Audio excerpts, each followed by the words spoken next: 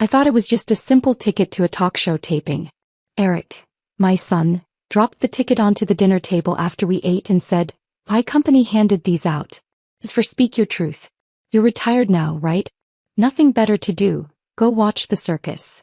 I didn't think much of it at the time. After all, ever since I refused to transfer the house deed to him, we hadn't had a real conversation in months. So when he finally spoke to me even casually, I was almost pleased. "You mean that show where people scream at each other and air their dirty laundry on national TV?" I asked, flipping the ticket over in my hand. "That's the one," he said flatly. "But you're just in the audience. No one's gonna put a mic in your face." I nodded, letting it go. The next morning I woke up early. Unusually early.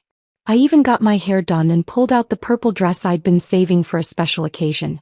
I figured if I was going to show up on a nationally televised program, the last thing I wanted was for people to think Eric's mother was some unkempt old woman. It took me 2 subway transfers and a bus to get there. By noon I arrived at the building. The sun was blazing and the glass facade of the TV studio reflected it like a mirror. From a block away I could already see the line of people waiting outside. Following the instructions Eric had texted me, I found the contact person, a young guy named Doug. He wore a black t-shirt with the show's logo and looked like he hadn't smiled in years. "You're just getting here now?" he snapped. "If you'd been 10 minutes later, we'd have to rearrange the whole show." I blinked. "But I thought the taping started at 1. It's barely after 12. He cut me off. "We're on a tight schedule. Come with me. Don't wander." He led me to a small holding room. There was a table, 2 chairs, a full-length mirror, and a bottle of water. He motioned for me to sit and said without room for negotiation, "Stay here. Don't leave until I come get you." I wanted to ask what the show's run of show would be, maybe even just who I'd be watching. But I swallowed the question. Their turf, their rules. No need to cause trouble. Minutes passed. Then more. The air conditioning was a bit too cold, and outside I could hear footsteps, carts rolling, and the occasional check from a microphone. The longer I sat, the more uneasy I felt, but I tried not to let my imagination run wild. Finally, Doug burst back in like something was on fire. "You're up. Let's go." I stood instinctively, expecting him to lead me toward the audience seating. Instead, he pulled me through a side hallway, stopping in front of a red curtain. Behind it, I could hear muffled voices, applause, and a host warming up the crowd. "Wait a minute," I said, hesitating. "I thought I was here as an audience member." "You'll see," Doug said, lifting the curtain with one hand and giving me a little shove with the other. "You're being cued right now. Move." I barely had time to protest. The next second, blinding stage lights hit my face, making my eyes sting. I raised a hand to block the glare and squinted at the scene in front of me. There were maybe 200 people in the audience, all seated upright, their gazes locked onto me. In the center of the stage stood the host I'd seen 100 times on TV. His voice low and dramatic, dripping with that classic reality TV intensity. "Let's give a warm welcome to today's key figure, Eric's mother, Mary Lane." Applause erupted. The lights tightened their focus. I stood frozen in place. My ears rang. My mind held only one thought. What the hell is Eric doing? He walked toward me from the wings, his expression heavy, almost grim. He reached out, took my hand gently, and leaned in so close I could barely hear his whisper. "Vanessa, she wants to end the marriage. He's talking about ending the pregnancy. The only way she'll stay is if you apologize to her. In front of everyone." I stared at him. "You tricked me into coming here. For this?" He clenched his jaw. His voice strained. "Mom, I'm begging you. Just this once. Help me." I turned, ready to walk off. "I won't take part in this madness." He grabbed my arm hard. His voice dropped, sharp and angry. "If you walk out now, we're done. For good." I looked at him. "My son." I couldn't tell if the pain in my chest was heartbreak or fury. The host was explaining something to the audience. The spotlight stayed fixed on us. I could feel their eyes shaping me into exactly what this show wanted me to be. The stubborn, bitter, unreasonable mother. I exhaled slowly and slipped my hand free from his. "Fine. I'll stay." I walked toward a chair waiting on stage, set up just for me. In that moment I knew. I wasn't just an audience member anymore. I was the target in their carefully staged spectacle. The stage lights still burned down on me, a harsh white glare like a cold finger pressing squarely into my forehead. They'd seated me a little closer than everyone else, closer to Eric and Vanessa just to their lower left. From where I sat, I could see the edges of their faces perfectly. Eric stared at his hands, head down like a schoolboy who'd been caught cheating. He wouldn't even look at me. Vanessa wore a loose slate blue dress, her belly prominently round beneath it. Her fingers were tightly clasped over her thighs.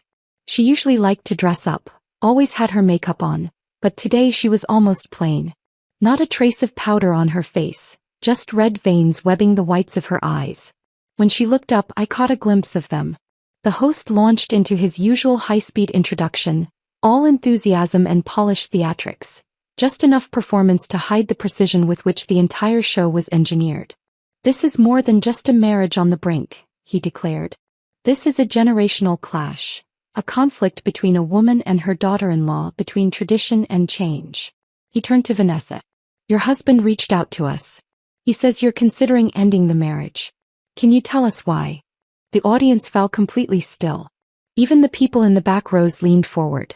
Vanessa pressed her lips together and gazed toward the lighting rig far above the stage. Her voice was so soft she had to lean close to the mic for it to be audible. "I want a divorce." "Why?" The host followed up, not missing a beat. "You're pregnant. Looks like you're entering a new chapter in your life.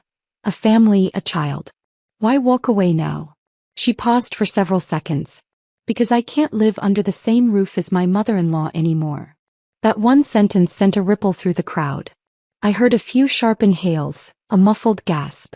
Maybe to them, a woman this far along in her pregnancy should be resting, nesting, preparing for peace, not walking out of her marriage.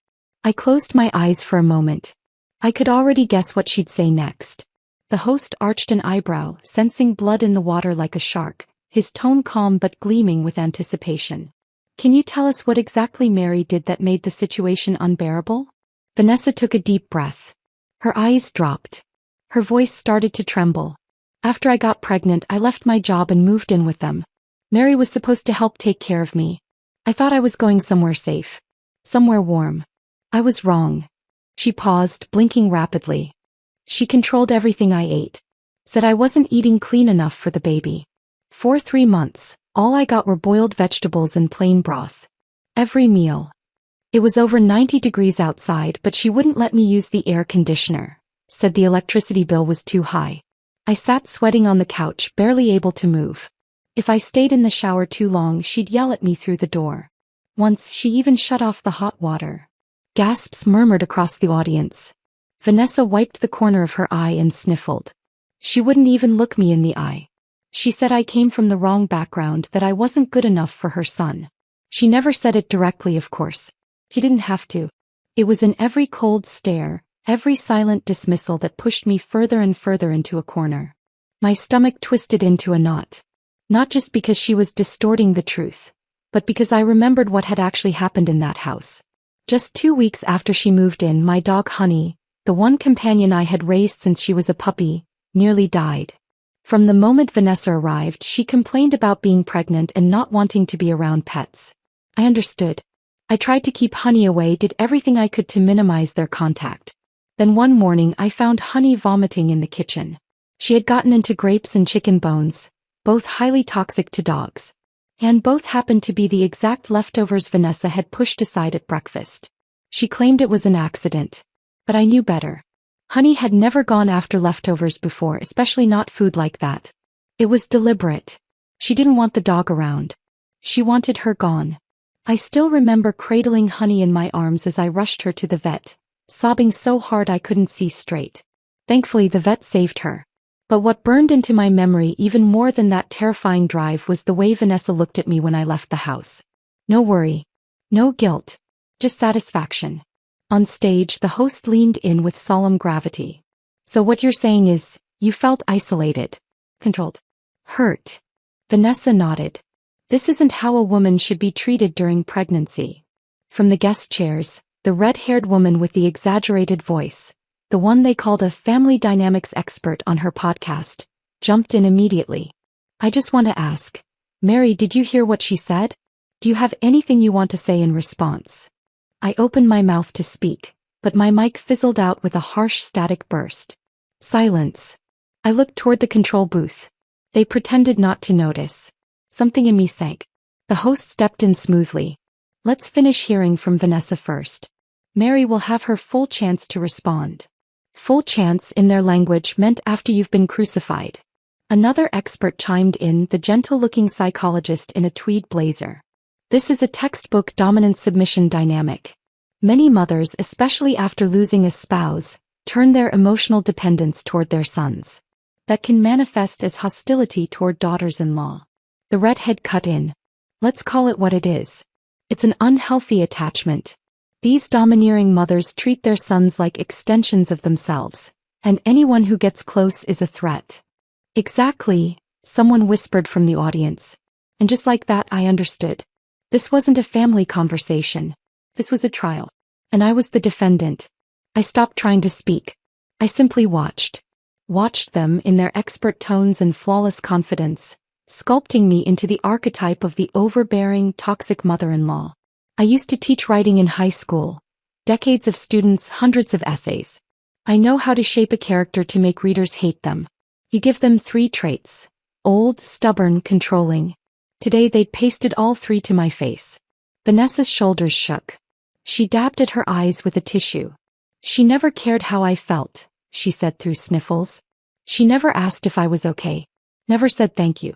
The only time she really talked to me was to ask when I planned to move out. All I wanted, she whispered, was to build a home. The silence that followed was absolute.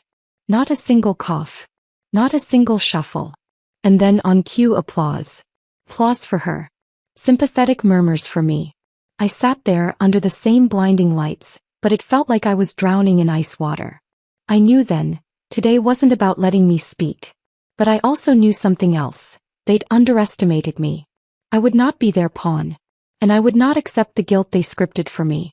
My silence wasn't surrender. It was strategy. I was waiting. Vanessa was still in her seat, cheeks flushed, eyes wet. She kept wiping at them like each tear carried the weight of truth itself. I could already imagine what the audience was thinking. Such a good girl, went through so much and yet she never complains. I'd spent years teaching students how to write persuasive essays. How to separate fact from feeling, how to recognize narrative manipulation. And now I was watching in real time as a woman built an entire emotional architecture on stage. Selective memory, embellished details, and a trembling voice that neatly cast her as the victim, and me as the villain. The psychologist on the guest panel wore a knowing smile, the kind that said, I've seen this 100 times before. He turned to the host and nodded. This is not uncommon. When a mother is used to being in control, she doesn't surrender that easily. What she sees as caring often turns into a slow erosion of the daughter-in-law's dignity and autonomy.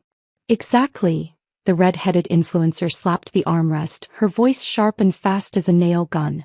Especially the I've eaten more salt than you've eaten rice types, always acting like moral authorities while turning the household into a battlefield. A few people in the crowd clapped gently. I didn't say a word. Not because I had nothing to say, but because I knew this wasn't the moment. You have to wait.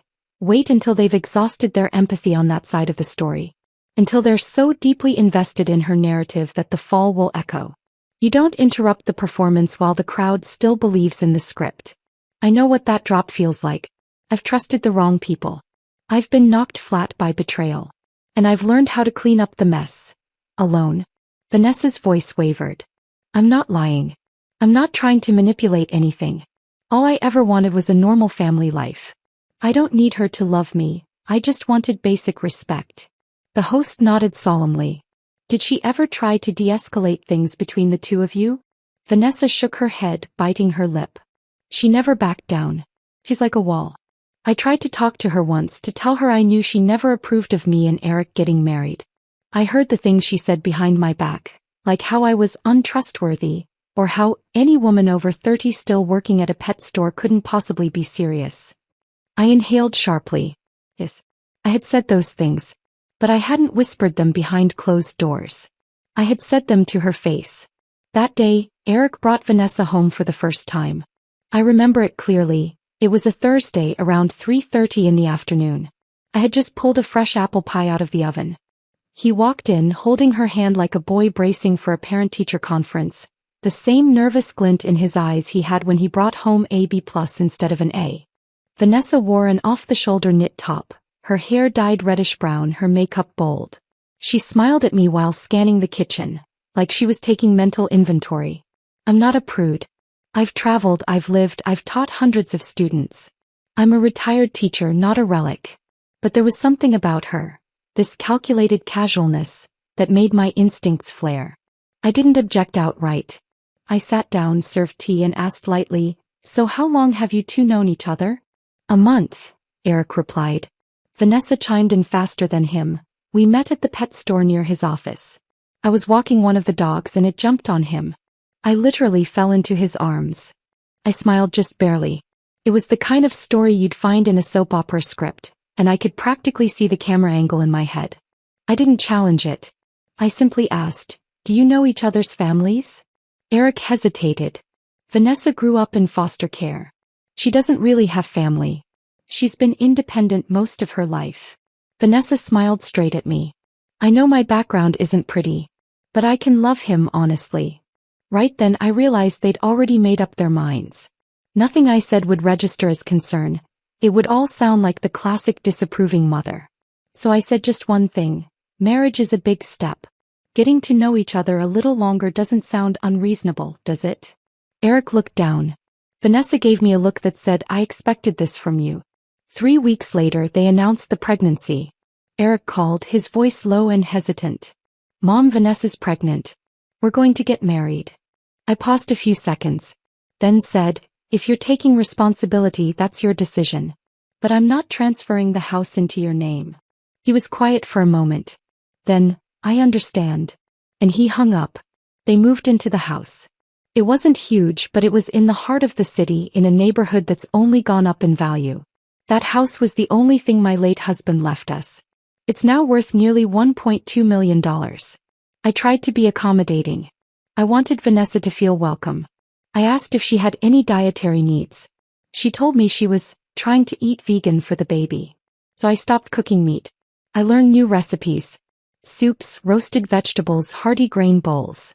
She barely touched the food. "No appetite," she said. At some point I started to suspect. Maybe it wasn't about the food. Maybe she just didn't want to eat with me. I didn't push it. She said the AC was too loud, so I set it to low. She said I walked the hall at night and it made her feel unsettled. So I avoided the hallway after 10. I wasn't perfect, but I tried. Nothing worked. The way she looked at me, it was never familial. It was the look of someone watching a final boss in a game. Someone already planning their next move. And now, on stage, her voice continued. She hated me. I knew it. She said she welcomed me, but I was never part of the family. I was just the woman she had no choice but to tolerate. And I'm done pretending. Applause again. Scattered sighs from the crowd. Whispers. Sympathy. But me. I sat there in a strange, almost lucid calm. I always thought that by your 60s, you'd have learned to anticipate pain, to spot betrayal coming from a mile away. But sitting under these stage lights, I realized. Some wounds don't give you time to brace. Some attacks are dressed in applause. Just as I opened my mouth to speak, the director gestured subtly to the host. The host immediately jumped in, smooth as ever. "Let's hear from our guest panel first." He turned to the experts like he was inviting commentary on a scholarly debate, not a family ambush that had left an elderly woman struggling to breathe under stage lights. The red-headed influencer grabbed the mic like she'd been waiting all day for this moment. "Okay, real talk," she chirped with a bright smile. The second I saw Mary walk on stage, I knew this episode was gonna be gold. Laughter rippled through the audience. I mean, look at her, purple satin dress, done-up hair, full face of makeup. That's not someone here to reconcile. That's someone here to win. More laughs. "Seriously, when's the last time you saw a daughter-in-law dress more plainly than her mother-in-law? Tell me that's not weird." This isn't a woman trying to fix a relationship. This is a woman trying to remind everyone who runs the show. Applause. I didn't move. The psychologist picked up the mic, his tone gentle. "Mrs. Lane, I understand you may be feeling cornered. But often, without realizing it, we replicate the harm we ourselves have experienced. Especially women, who have had to suppress their voices in marriage and family. When they finally gain a position of authority, they may exert control to feel seen again. Your silence right now, that's a form of resistance. I finally raised my head to look at him. He wore frameless glasses and a navy wool pullover, the very picture of the progressive education consultant I'd encountered at a dozen teacher conferences. Do you know what I'm thinking? I said. My voice was low, rough around the edges, but steady. He blinked. What's that? I'm thinking, people like you talk in circles, but not one word of it is true. Pause. If I'm not speaking, it's not because I'm resisting. It's because I haven't been allowed to speak. Because this, I gestured around the stage, this is still your performance. For a heartbeat, the room stilled. Then Eric broke the silence. He'd been sitting quietly beside Vanessa, his head down. Now he dropped it even lower, hands clenched on his knees like he might disappear into them. The host approached, soft and patronizing, like comforting an irrational parent. Mrs. Lane, I understand how difficult this is to hear. But we're all here to help you. I gave him a slow smile. You mean help me apologize, on national television, for things I didn't do? His smile faltered, but he recovered quickly. Of course not. We just believe that apologies can be healing. For them, and for you. In that moment I truly wanted to leave. To stand up, walk off the stage, push past the cameras, through the sea of hungry eyes. But the moment I shifted in my seat, a wave of dizziness crashed over me. The lights blurred. My balance slipped. A cold, sharp ache gripped my stomach like a claw pulling me out of my own body. I gripped the table to steady myself. Low blood sugar. I knew the signs.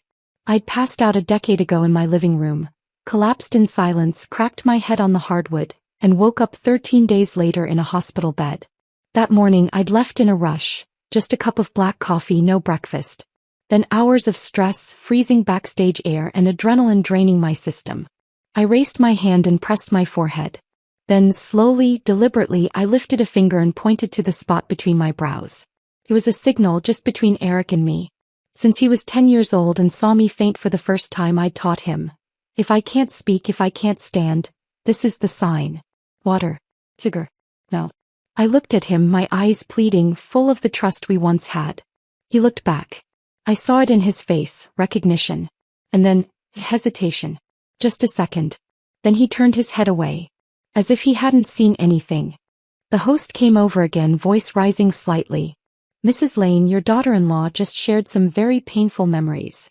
As the elder in this family, don't you feel she deserves at least an explanation?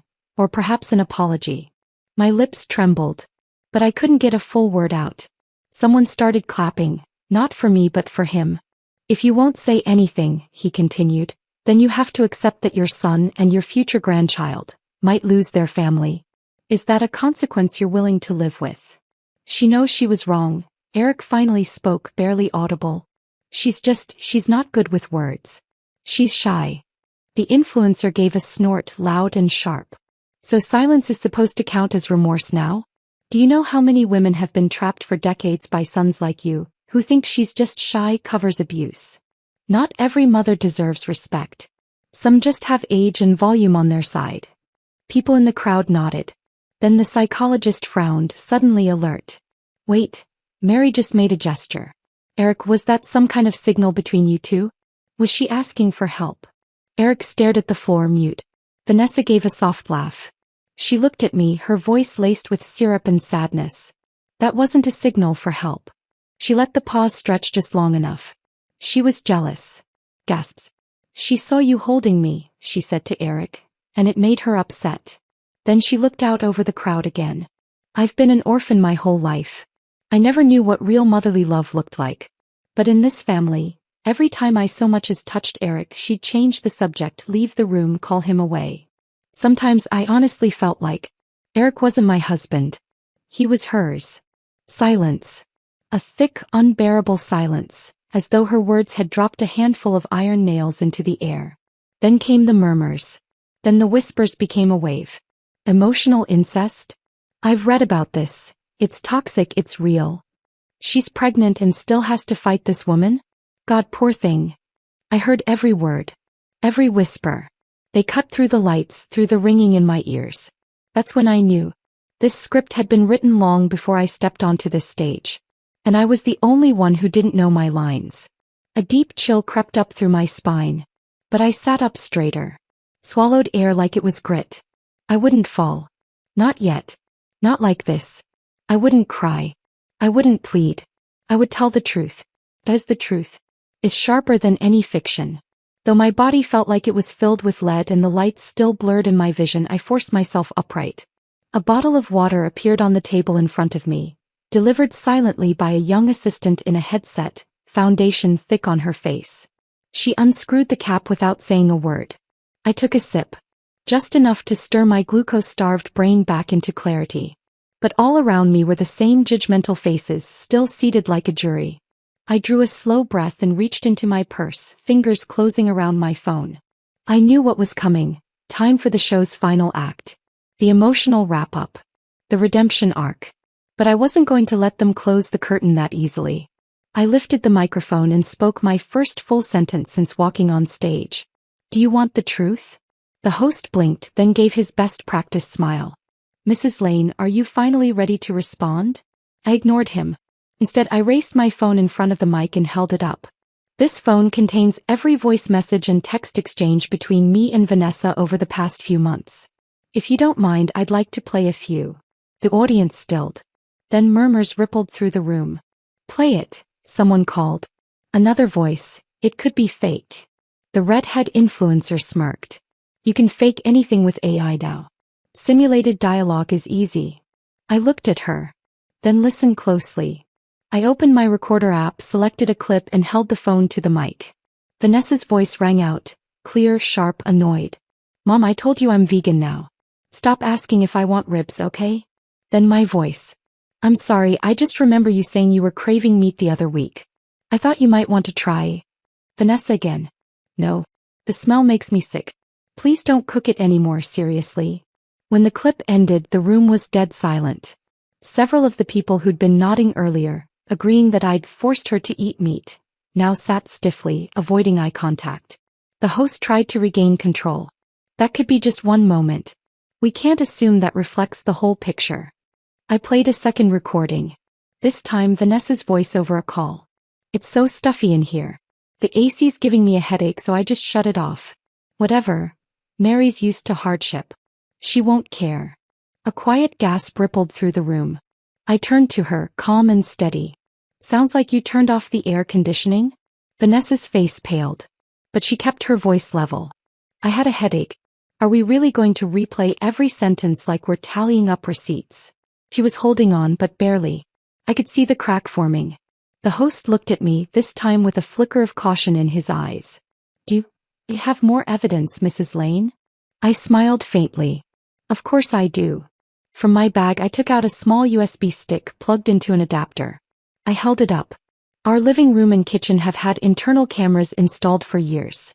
Something I set up for personal safety given my age. These clips include daily interactions. Including the ones she's described. The audience stirred. I looked toward the control booth and said plainly, if you're willing, I'm ready to authorize playback. The director hesitated, exchanged glances with his crew. They knew. If nothing came after all this build-up, the earlier crying segment would look flimsy, unbalanced. The audience would feel cheated. But if there was a twist. Roll it, the director said. The overhead screen lit up. Clip 1. Vanessa lying on the couch. I entered the room with a tray of fruit. It's 95 degrees today. I turned on the air. She doesn't move. 5 minutes later she sits up, picks up the remote and shuts it off. So annoying, she mutters. Don't tell me what to do. Then I re-enter, gently draping a light blanket over her. If you're using the fan, at least cover up so you don't catch cold. I watched the screen, then turned to Vanessa. Her face was tight. She forced a smile. Maybe I misremembered. Oh, but you'll remember this one, I said. Clip 2. I come running from the kitchen, banging on the bathroom door. Vanessa, the water's too hot. Come out, I need to shut the heater off. Her voice from inside. No. Just give me 2 more minutes. I'm serious. The water heater's broken. The temperature keeps spiking. You'll get burned. Clear footage. Clear audio. The stage had gone still. The host turned to me, his voice finally carrying a note of respect. These recordings, they're real? I smiled. You asked why I stayed silent? I was waiting for you to be ready to hear the truth. And just like that, Vanessa broke. She shot up, her voice raised, brittle and shaking. Don't fall for this. These clips don't show everything. You don't know how she really is, always brooding, watching me like I'm doing something wrong. Her voice climbed higher. You have no idea what kind of psychological torture that is. The host stepped forward, hands out, trying to calm her, but she kept going. She's hated me from the start. From the moment we met. She never wanted me in her house. All this is just, she's afraid of losing her son. Of losing the house. She flailed as she spoke, knocking over a glass of water. Crashed to the floor, spilling everywhere. Eric jumped up, grabbing her arm, trying to steady her. Vanessa stood panting, hair wild, cheeks flushed red. I stayed where I was, watching her. Her eyes, bloodshot, panicked, locked onto mine. And I felt calm. Not vindicated. Not triumphant. Just clear. I never came here to win. But I wasn't going to let them define me, edit me down to a single narrative. Silence fell across the audience. A long rippling hush. Then from a corner seat, a soft voice. She seems more reasonable than most mothers-in-law I know. Another murmured, told you, there's always more to the story. Scattered nods. Soft affirmations. Not a standing ovation. Not a tidal wave. But the beginning of something real. Doubt. A shift in the wind. Maybe we rushed to judge. And in that moment I knew. I'd taken back the mic that was always mine. Vanessa stood there, shoulders heaving, her breath ragged. Her eyes darted across the audience, searching for sympathy, trying to anchor herself in some familiar face. Some supporter who might still believe her. But the crowd had blurred. She couldn't find them. In that moment she no longer looked like a poor, overwhelmed pregnant woman. She looked like an actress. Makeup smeared, off script, flailing on stage to keep a crumbling character alive. I stayed still. It was Eric who moved first. Vanessa, he said, standing slowly. That's enough. He reached for her hand. His voice trembled, gentle, hesitant, like someone afraid to touch glass already splintering. Vanessa yanked her hand away and shouted, eyes wild and red, You don't believe me either? You think I'm lying too? I never said that, he muttered, looking at the floor. I need to know what's real. A flicker of rage passed through her eyes, but she buried it fast. She sat back down, rested a hand over her stomach and pulled a different mask over her face. Calm, wounded dignity. I just don't think Mary ever saw me as part of the family, she whispered. Never. Not once. Her voice caught. She wiped her eyes again, careful not to smear her eyeliner. You can show your recordings. You can hold up your receipts. But I had to live in that house. Pregnant. In an environment full of tension and cold shoulders. I tried to connect. She kept pushing me away. She looked up, her voice trembling just enough to sound genuine. Maybe it's because I'm not the kind of daughter-in-law she wanted. I frowned. The way she delivered that line, it was too exact. Calculated. The perfect blend of fragility and restraint. A monologue rehearsed 100 times in the mirror. Someone in the audience murmured, but she is pregnant. Another whispered, pregnant people can still lie. The room was splitting. And the host smelled it. He jumped on the shift like a shark. Vanessa, we understand you feel misunderstood. But let me ask, what do you want most right now? Vanessa paused. Her sadness fell across her face like a veil artfully draped. I want a divorce, she said quietly. I want to raise my child somewhere safe, away from all this control, this judgment, this hostility. He let that land. Then added carefully. But I need a place to live. Somewhere stable. For the baby. My heart clenched. There was. The real story finally slipping out. The host leaned in, voice soft. Are you saying, the house you live in now? She nodded, eyes down. It's cramped. Just 2 bedrooms. One's still Mary's room. Where will Eric and I sleep once the baby comes? I suggested we transfer the deed, to put it under our names. Not kick her out, just formalize it. But she said no. She said it was her husband's house and that it had nothing to do with me. I let out a cold laugh. Because that's a fact. Vanessa lifted her chin and stared at me, lips trembling. But he was your husband and Eric's father. I looked her square in the eye. Then by that logic, once the baby is born, he's my grandson. Should I claim the right to raise him? She blinked. I didn't stop. Does that logic check out, Vanessa? You like logic, don't you?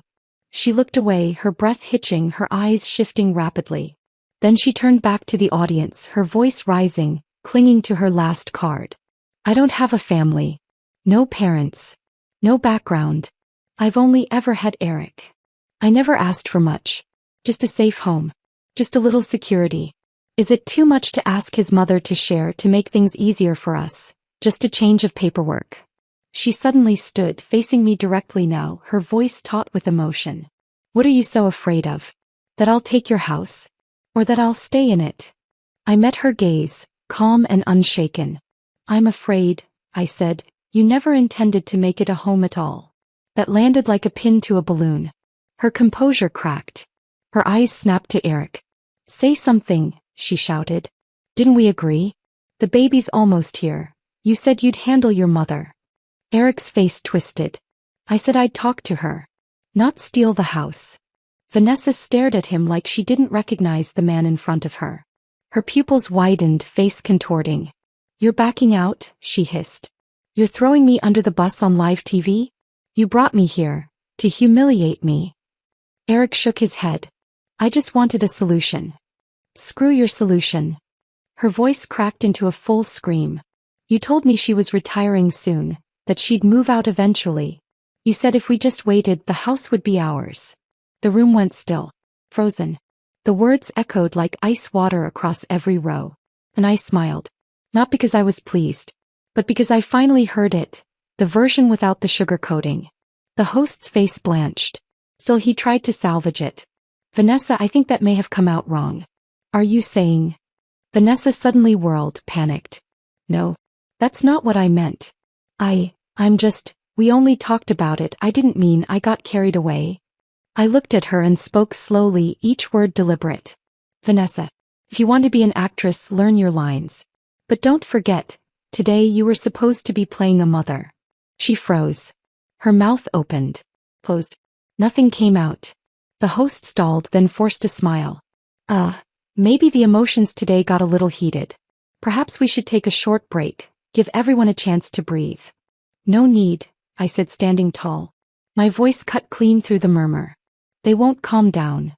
Because what I'm about to say, they really don't want to hear. Vanessa's head shot up. The last trace of poise vanished from her face. Because she knew. I had found her real secret. The stage lights shifted subtly, adjusting to the new tone in the room. A crew member quietly cleaned the spilled water. The host, trying to regain a sense of composure, cracked a light-hearted comment or two, empty words meant to smooth over the jagged emotions hanging in the air. But everyone in that room knew. This mediation had veered far off its scripted path. Vanessa's face was tense, tighter than it had been all day. She sat rigidly, the panic beneath her skin starting to show through. I reached into my bag and pulled out a small gray envelope. I handed it to the host. This is a file compiled by a private investigator I hired over the past 2 months, I said evenly. It contains information about Vanessa's background and whether it aligns with what she's claimed on today's broadcast. He hesitated. Then he opened it. Just reading the first page made the color drain from his face. He froze, blinking for several long seconds until the producer spoke into his earpiece, snapping him back to life. Clearing his throat, he began reading aloud. According to verified third-party records, Vanessa was previously married in New Jersey 5 years ago. The marriage lasted approximately 1 year, and she gave birth to a son during that time. The child is currently in a foster care facility in southwestern New Jersey. A collective gasp rippled through the audience. Total silence followed. Vanessa sat up straighter, all blood drained from her face. Her mouth opened but no sound came out. The host kept reading. Further documentation indicates that following her divorce, Vanessa voluntarily relinquished all parental rights and signed away visitation privileges. In other words, he looked up, locking eyes with her. Before you chose to start a family with Eric, before this new pregnancy, you gave up your first child entirely? The audience exploded. Oh my God. She abandoned her baby? She sat here crying about never having a home and she did that?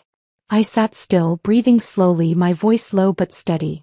She said she was a child no one wanted. Said she came from the system. Said she didn't know what love felt like. But what she never said was that she put a child of her own into that exact same system. Vanessa jolted like someone slapped her. She shot to her feet, voice cracked and furious. You investigated me? You paid someone to dig into my past. I nodded. Yes. You had no right. That's my private life. I looked her in the eye, voice calm and cold. I had no intention of exposing it. Not until you chose to sit in front of a national audience and sell yourself as the perfect victim. Her lips trembled. Her fingers clutched the edge of the couch so tightly they went white. You don't know how desperate I was, she shouted. I was 20-something, alone, scared. I didn't know what else to do. You had choices, I said. Plenty of them. But you chose the easiest one. You cut and ran. Changed states. Changed names. Found someone new and hit reset. The problem is, you never stopped lying. She took a shaky step back, her voice cracking into a shriek. This has nothing to do with Eric. I love him. He gave me a second chance. I gave him a child. What gives you the right to decide whether I deserve a family? She turned to Eric, desperate now, clawing for a lifeline. Tell them you know how hard I tried. That I tiptoed around your mom, tried everything to make peace, just to finally have a real home. Eric stared at her. His face was pale, lips pressed together, a storm brewing in his eyes. His voice, when it came, was barely a whisper. Was it me who asked to put the house in our name? He swallowed. Was it me who asked you if this was your first marriage?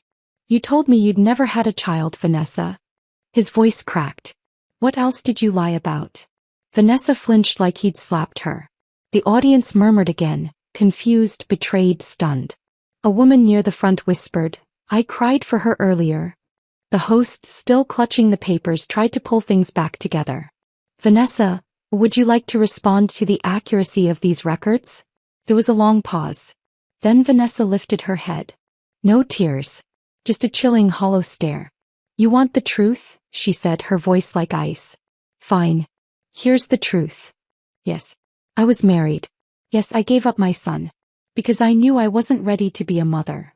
She scanned the audience slowly. Society doesn't give people like me second chances. You either survive or you get eaten. Then she turned to me. Her mouth curled into a bitter smile. You want an apology? She sneered. You're not getting one. I don't owe you. I don't owe this show. And I sure as hell don't owe a room full of self-righteous strangers. She yanked off her mic and stood. Without another word, she walked off stage. No one stopped her. No one clapped. The studio fell into a chilling silence. The host stood there, frozen for a moment before exhaling slowly. We may need to reevaluate how we broadcast this episode, he said. Because today wasn't just a family mediation, it was a reminder.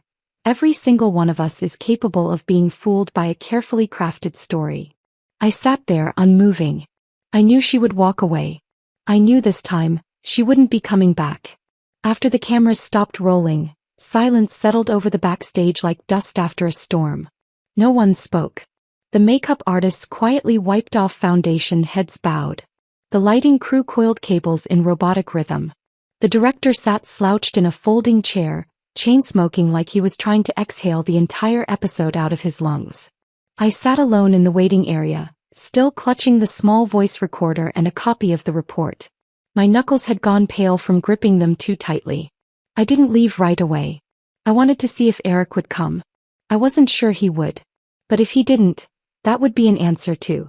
About 15 minutes passed before I heard footsteps. Messy hair.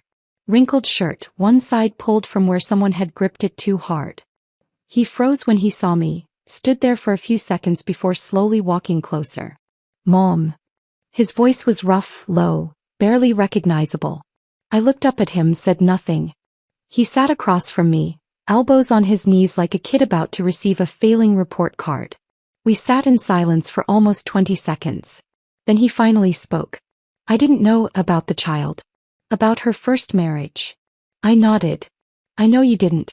If you had, your face wouldn't have gone that white when they read the report. He gave a dry, hollow laugh. But no smile followed. She lied about a lot of things. But what really got me was how confident she was. Like all of it was justifiable. I didn't reply. Because I could tell he wasn't done. He took a deep breath. Mom, I'll admit there were times I just wanted you to back off. It felt like I was stuck in the middle all the time. She said you were controlling. That you treated her badly. And I believed her. Because you've always had high standards. Because growing up you never let me slack. But today I realized. He lifted his head, eyes red, voice trembling. You've always been behind me. I exhaled softly. That sentence. I had waited years to hear it. Eric, I said gently, I don't need you to take sides. I just need you to see things clearly. Families don't survive on blind loyalty. And no one should have to be sacrificed to keep someone else comfortable. He looked down again. Sat there for a moment. Then said, almost like confessing, Mom, I'm going to move out for a while. The moment the words left his mouth, he let out a breath like he'd been holding it all day. I blinked, but I wasn't surprised. Are you moving out for yourself? Or for her? He looked up, face tight, then shook his head. Not for her. She's gone. I raised an eyebrow. You sure she just left? Not out looking for a lawyer. That stopped him cold. His eyes flickered. I sighed and slid the manila envelope toward him again. This is your copy. Her past is deeper than you realize. What you've seen. It's the surface. You're an adult. You have every right to make your own choices. But you'd better be prepared to live with what they cost. He didn't speak. I stood up, picked up my purse. Eric, who you choose, that's no longer my question. But I'll say this. This house, the retirement savings your father left, the investments I've worked my whole life to protect, I've made new plans. Starting today, I'm done sacrificing for anyone. He nodded. Quiet. So, I walked out of the studio. Outside, the sun was sharp and the air was dry. But for the first time in a long while, I felt solid underfoot. Not because my son finally saw me, but because I no longer needed him to know exactly who I was. Less than 4 days after the episode aired, it came. A formal letter from Vanessa's attorney. Gone were the gentle, conciliatory tones from earlier messages. The language was pointed and precise. Vanessa was seeking financial compensation for emotional distress, mistreatment during pregnancy, and a breach of agreed-upon shared property arrangements. In plain English, she wanted money. Eric received his copy the same day. That afternoon he came storming into the house, face pale, eyes panicked, weighed down by guilt, frustration, and some faint, foolish trace of hope. She says it's not about the money, he murmured. She just wants to make sure the baby will have a stable environment. She's afraid you'll cut us off. I leaned back in my chair, looking at him like he was still under anesthesia. She's afraid of me? I gave a dry, mirthless laugh. She should be more afraid of that marriage license and the custody surrender agreement.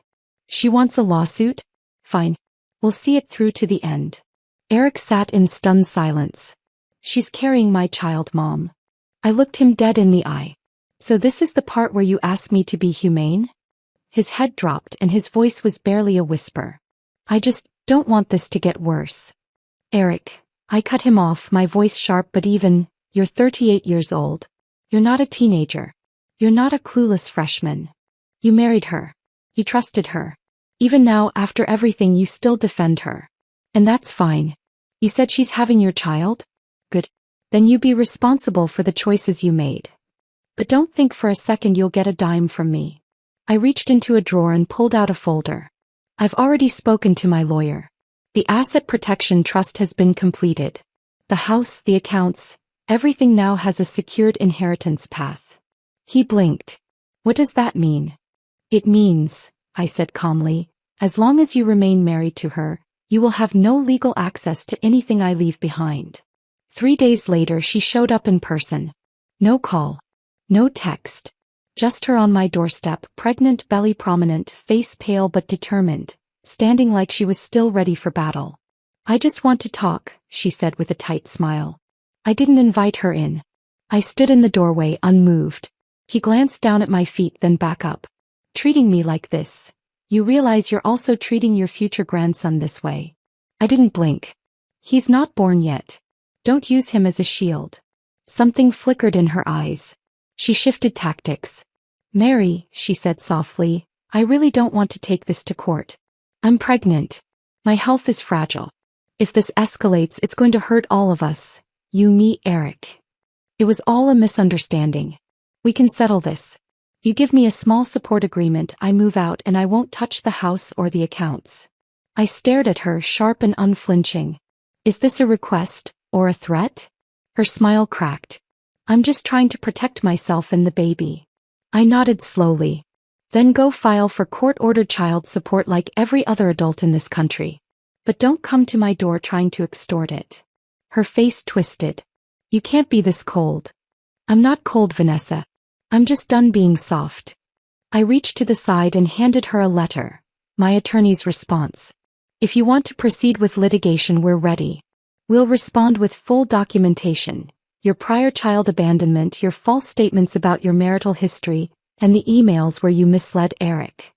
You really think that in front of a jury all of that won't matter just because you showed up in maternity wear?" Her eyes widened. For the first time I saw something crumble in her. She didn't say another word. She just turned and walked down the steps in silence. As the wind caught the hem of her coat, I realized something. It was the same coat she wore the first time she came here. Same doorway. Same posture. Back then she played the part well. No. The performance was over. I closed the door behind her and exhaled. There was no rush of triumph. No lingering resentment. Just a steady, grounded kind of release. The kind that comes when you finally stop waiting to be understood. And start protecting your peace. Since that day, Vanessa disappeared like smoke. No media headlines. No calls. No message for Eric. His attorney received a quiet notice from her legal team. The lawsuit was withdrawn. No mediation request. No settlement follow-up. Maybe she finally realized she was out of moves. Maybe she just found a new mark. Either way, I didn't care. Eric moved out of my house into a modest apartment near his office. "I need time to figure things out," he told me. And for the first time I could tell he meant it. He filed a pre-birth legal claim for parental rights. Opened a new bank account. Secured independent health insurance. I didn't interfere. It was his responsibility now. His life. Between us, something shifted. Something quiet but real. Not distance. Not coldness. But boundaries. For the first time in our lives, we were no longer entangled. We were two adults. Mother and son standing on separate, steady ground. And I was no longer the woman holding up the sky for everyone else. One afternoon I found myself in the attic, sorting through a box I hadn't touched in years. Inside were photos, sun-faded, bent at the corners. One of me and my husband on the beach at Santa Monica, young and laughing into the wind. One of baby Eric, grinning with squirrel cheeks in a fuzzy onesie. One of me alone in my office, a cold coffee stain on a financial report, circles under my eyes. As I sat with those photos, something settled in me. My life had never revolved around anyone else. Not really. Yes, I had loved. Yes, I had sacrificed. Yes, I had carried the weight of marriage, motherhood, and the myth of being the strong one. But I was never just someone's wife. Never only someone's mother. Never a background character in my own story. Every choice I made, I owned. And now I was making a new one. For me. Lily, my neighbor, dropped by later that week with her dog and a fresh-baked blueberry pie. She set it on my kitchen counter and grinned. "So, no more drama at the doorstep. Maybe it's time you took a trip somewhere." I nodded. "Already booked. I'm flying to the East Coast next month. Going to visit some old college friends." "Going alone?" She raised an eyebrow. "Alone." She gave me a proud thumbs up. "You finally look more like you than ever." And I smiled. Because she was right. More like me than ever. Not someone's wife. Not someone's mother. Not the hostess of a fractured household. Not the villain of a daytime talk show. Not the martyr of someone else's redemption arc. Just me. A woman who finally made space to breathe. This isn't a story with fireworks at the end. No tearful reconciliations. No dramatic revenge. No villains begging for forgiveness. Just life, settling back into its rightful rhythm. And balance quietly restored. But for me, that was the victory.